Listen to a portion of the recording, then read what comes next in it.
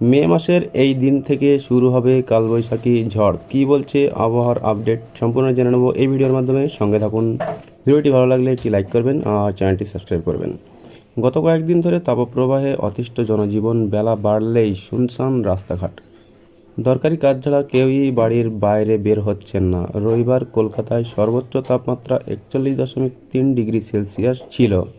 এদিনও তাপপ্রবাহ চলেছে শহরে।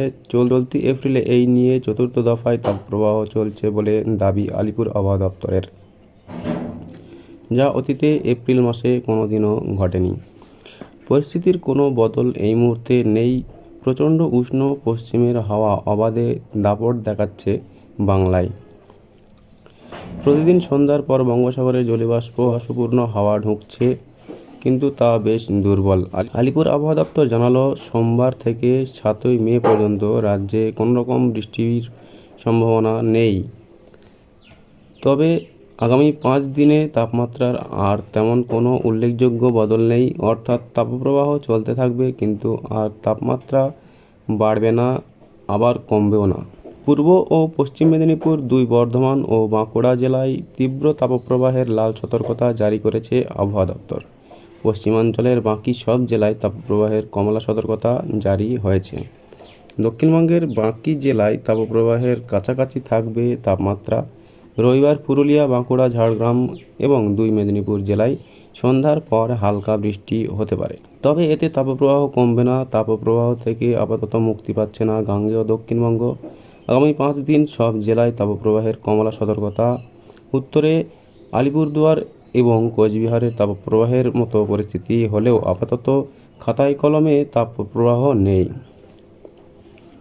2 দিনাজপুর এবং মালদা জেলার আগামী 5 দিন তাপপ্রবাহ চলবে। তো বৃষ্টি কোথায় হবে? 5ই মে থেকে বৃষ্টি পেতে পারে দক্ষিণবঙ্গ। প্রচুর জলীয় বাষ্প ঢুকতে পারে, কমবে লু এর দাপট।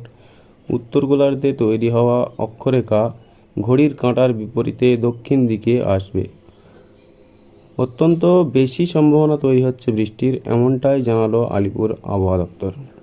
30 এপ্রিল দার্জিলিং, কালিম্পং ও জলপাইগুড়িতে বৃষ্টির পূর্বাভাস দেওয়া হয়েছে। পরের দিন 1 জুন এই 3 জেলার সঙ্গে যোগ হবে কোচবিহার এবং আলিপুরদুয়ার। এই বৃষ্টি বিক্ষিপ্তভাবে হবে, গোটা জেলা জুড়ে নয়। খুব বেশিক্ষণ বৃষ্টির সম্ভাবনাও নেই।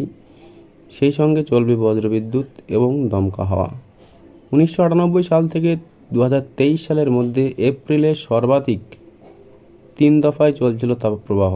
2024 সালে আজকের তারিখে 28 এপ্রিল ধরে এপ্রিলে মোট 9 দিনের তাপপ্রবাহ চলল।